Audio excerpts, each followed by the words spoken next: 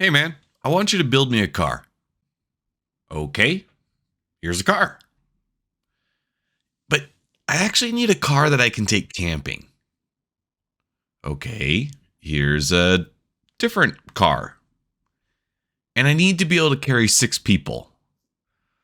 Oh, okay. Here's the car. This analogy should have some familiar feeling to any player of Star Citizen. It is, in effect, the process by which many of the ships in Star Citizen have been made. My first ship, the Avenger Titan, is a great example. When I first started playing Star Citizen, the Avenger Titan was significantly smaller than its current size in the verse. It was so small, in fact, that it was a constant struggle to even get to the cockpit. But the game had changed a lot by the time the rework came to fruition. This evolution necessitated a rework of the Titan to give it feature parity with other similarly sized ships. This rework process would happen across the board for many of the ships that existed in the game at the time. The 300i would change a lot. The whole Mustang series would change and get added features. Now, while the reworked models are excellent and far and away huge improvements over their previous iterations, it does represent an inefficiency to the ship pipeline at the time. With the analogy that I presented at the outset, it's frustrating to design a car when you don't know what the criteria is. At the beginning of a game's development, this lack of information is a lot harder to avoid when so many things are still up in the air, as was certainly the case with the Aegis Reclaimer. This ship has been flyable for years now, with only a fraction of its functionality as it has waited for salvage to come online.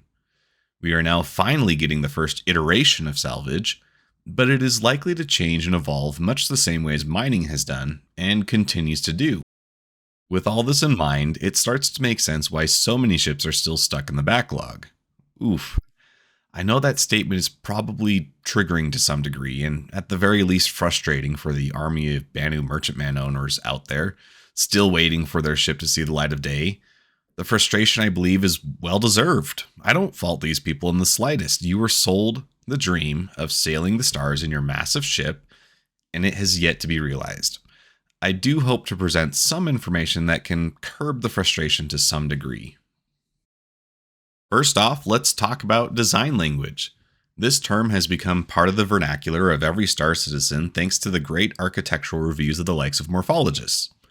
We have 5 companies that come to mind with an exceptionally well-defined design language: Aegis Dynamics, Origin, Drake Interplanetary, Crusader Industries, and Argo. Now, there are a couple more that we could throw in, but focusing on these 5 is sufficient to drive home the point that I want to make.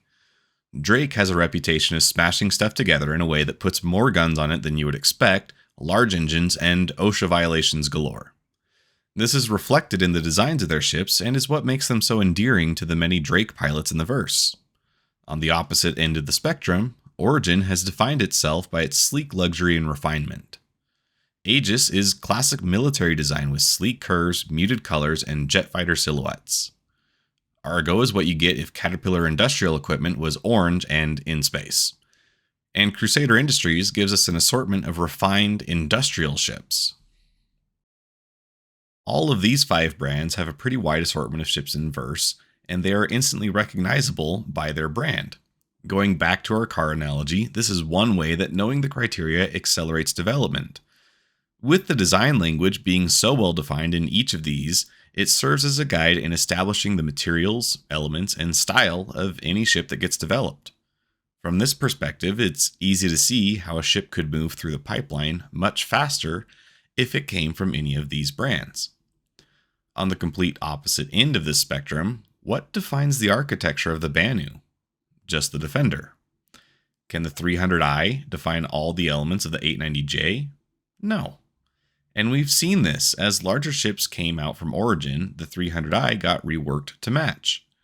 In a similar vein, can the Banu Defender define all the design language of the Merchantman? Of course not. We've seen some concept art of what they're considering for design language, but a ship as large as the Merchantman is going to require a significant amount of work to get that design to the same level as some of these other brands. We can see this evolution progressing with RSI as they transition to more of an Angry Dorito design language. If you've watched my videos in the past, you know that I own an RSI Scorpius. In one of my recent streams, I announced that I ordered an RSI Galaxy. The Galaxy is still a long way off, so I know I just hopped into the line with all the Merchantman owners. But I do think the Galaxy has the advantage in the sense that RSI already has some ships out that assist in defining that design language. The Connie series of ships will probably get a rework at some point, but it won't necessarily be very extensive. Much of the design language has been established, and so any rework will be in the way of optimization more so than writing the dictionary. So art is one criteria that has to be fulfilled for ship development. The more established the art style is, the faster the artwork can be done on a ship to move it through the pipeline. This favors the Galaxy and hurts the Merchantman by the same degree. Another criterion in making cars is knowing how it works or what it's supposed to do. Our analog in-game would have to be the game mechanics. Mining, for instance, is pretty well defined. We know how it works and what the equipment looks like. We know more or less how the interplay with scanning should work and how the consumer and refining process works. It's feasible then that if CIG were to announce another mining ship, we're going to ignore the Orion for a bit, like maybe a Drake mining ship to compete with the Prospector, with the art style of Drake already designed and the mechanics likewise being well defined, a Drake mining ship could progress pretty quickly through the pipeline. We know it would have to have saddlebags, a mining laser, module slots, etc. Put that in a Drake skin and you've got a ship. When we look at some of the mechanics that have yet to be implemented, we've got salvage, which is just now receiving a first pass, refining, building, repair, player commerce. On the salvage front, you get a ship like the Vulture out, have players use it, get feedback on the gameplay and how it affects the economy. That then informs the implementation for the larger salvage ships. Then, when salvage gets its next pass, it's in a more refined state and ready for the larger ships to do it bigger. Refining is not yet implemented, but it's adjacent to mining. We have terminals already that magically do the refining for us. The argument could be made that it should be an easier mechanic to implement. I certainly hope so, since I've just put money down on that bet.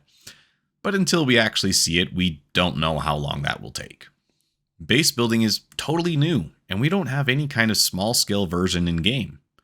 It also depends on many other interconnected systems to make any base building meaningful through persistence. Another hit against the Merchantman comes here as well, because it's more than just a cargo ship. If it were released in an unfinished state today, assuming all the art is done and they just focus on the mechanics that are in place at the moment, it would be relegated to be just another cargo ship with alien aesthetics. But it's supposed to be more like a moving shopping center or a Walmart. A cargo ship doesn't add much to the game at this point, but a mobile trade port does, with the caveat that it works well. For that to happen, those mechanics need to be there first. I don't think this point is all doom and gloom. We do have some level of player-to-player trade implemented, just not at the scale required by the Merchantman. But knowing how much of an improvement the Titan rework was for me, I do maintain that it would be best to get the full version instead of a half-baked attempt, and that can only happen after some other groundwork is finished. A lot of that groundwork, however, is done, we just don't have access to it. There is some untold amount of resources that have been poured into Squadron 42 for years now. The glimpses we have into the mechanics therein suggest massive sweeping changes to a lot of what we currently know in-game. The recent reveal of the new flight modes is an example of that. This was kept under the radar for a long time behind the SQ-42 curtain, but it addresses many concerns about combat. I think once we're using it, we'll see a significant change in the combat side of our game. Likewise, there are many mechanics in ships more immediately applicable to Squadron 42 that have been worked on. To what scale, we really don't know. But the hope is that once the campaign is in hand, there will be a sudden outpouring of content of all the things that have been kept behind that curtain. In the same stride, once those development resources are freed up, in theory, work on the PU will accelerate as well.